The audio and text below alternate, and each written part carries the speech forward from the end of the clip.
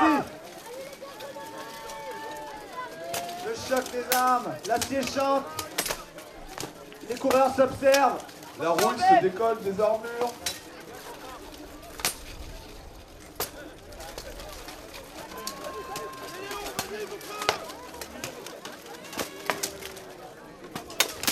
En tout cas, ouais, c'est différent, c'est pas un combat évident pour les gardiens de Paris, étant donné déjà l'expérience de la part de leur adversaire. Ensuite, la différence de gabarit, il y a quand même la ligne des descendants du hardy sont quand même assez costauds. Hein. Il n'y a que le runner qui limite pourrait faire tâche, mais il est très bon, vraiment très bonne esquive de la part de son adversaire, le numéro 5 des gardiens de Paris. Et c'est vraiment de l'acculer, de le bloquer contre l'Alice. Mais ce dernier lutte malgré tout pour sortir. On attend le moment d'inflexion, le moment où ça gère. Là, tout va s'accélérer, là, tout va dégénérer et un vainqueur va se désigner. Peut-être y arrive-t-on. Il perd son arme, il en sortit une autre. Il récupère une hache, donc il a réussi à se débarrasser de l'acier. C'est une très bonne chose hein, pour les gargouilles de Paris. Il va faire la différence, mais malheureusement pour eux, il y a encore un acier du côté adverse. C'est le numéro 9. Il est tombé dans le piège hein, du tank des gargouilles de Paris, le numéro 5 qui le bloque. David, laisse-le. 5 contre 4.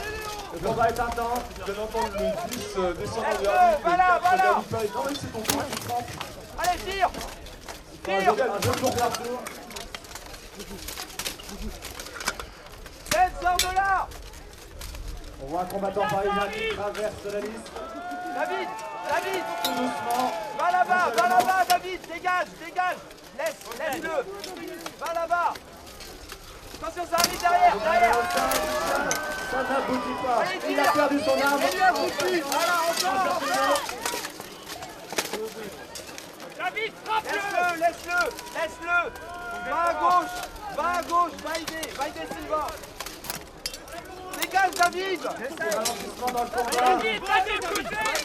On voit le numéro 9 le numéro 9 qui se fait aider par son collègue. La charge du temple des descendants. De l'autre côté d'Alice.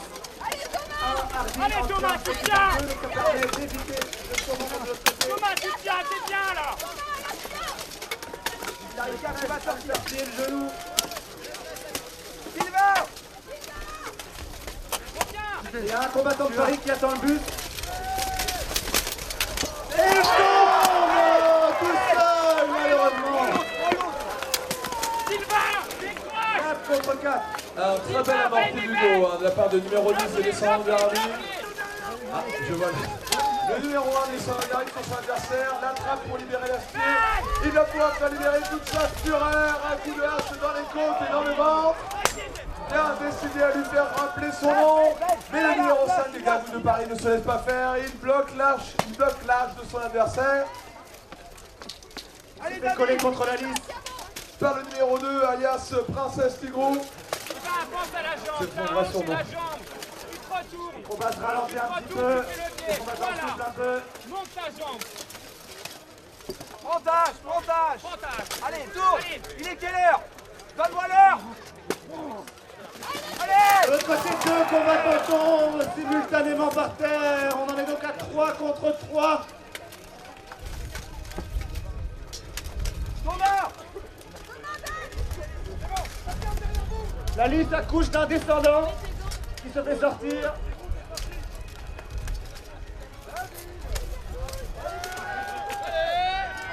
Il ne reste plus que 4 combattants, 2 de chaque équipe en liste.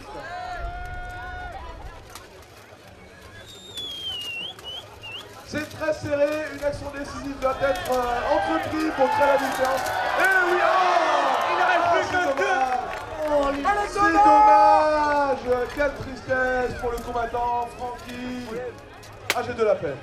Attention, à 2 contre 1 ou pas? 2 contre 1, il a été relevé.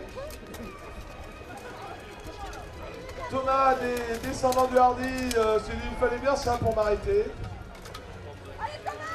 2 contre 1, mauvaise situation, ça va pas être évident pour lui de se dégager hein, vraiment de l'étreinte parisienne. Il reste à peine 20 secondes, mesdames et messieurs. C'est serré comme tout. 10, 9, 8, 7, 6, 5, attendez. secondes, les Gargouilles de Paris arrachent la victoire sur ce round de 2-0. Je pense que leurs stratégies vont taper très fort et très souvent. Alors pour le moment, l'acier numéro 5 des descendants du Hardy va devoir sortir parce qu'on a des combattants 2 et 6 des Parisiens et c'est continuer à avancer progressivement pour essayer de les bloquer et de les séparer du reste de la ligne. Pendant ce temps, les autres combattants sur notre gauche continuent à se regarder. Vraiment, Il leur manque plus que les jumelles. ils papotent là. Je pense qu'ils sont trop polis. Non mais cette fois-ci c'est ton tour d'attaquer. Non, je sais pas. Et il a profité d'un manque d'attention. Olivier a profité de donner beaucoup de coups de pied dans les gencives. Chute simultanée d'un deux combattants de deux équipes différentes. 4 contre 4 actuellement.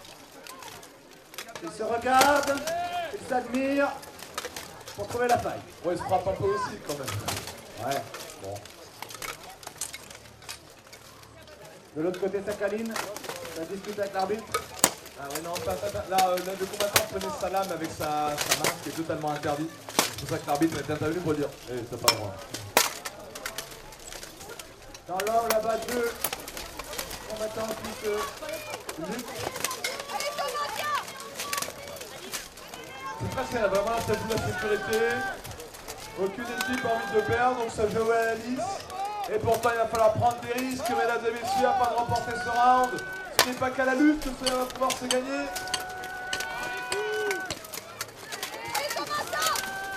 Aide-le vite. Il bouge, dans le dos, ça fait mal. Il se retourne. Je rappelle qu'après, vont combattre Jackson Silverwood face à Arman Egeris. La charge des arbitres, malheureusement pas. Le bouger qui tape, qui en fait tomber. Des chutes simultanées de 2. On est actuellement à 3 contre 2 en faveur des descendants. Là, on peut voir que son collègue est en train justement de bloquer son adversaire pour lui offrir chacun une zone de frappe et qu'il se fasse plaisir, entre guillemets. Et maintenant, pour qu'il puisse le sécher, le finir. Ah non, il fait la décision de la lutte. Il prend la décision de lutter sur notre droite plutôt que de frapper. Pourquoi pas, ça peut s'entendre, c'est un choix plutôt risqué. Et non, c'est pas 3-1. C'est la fin de ce round.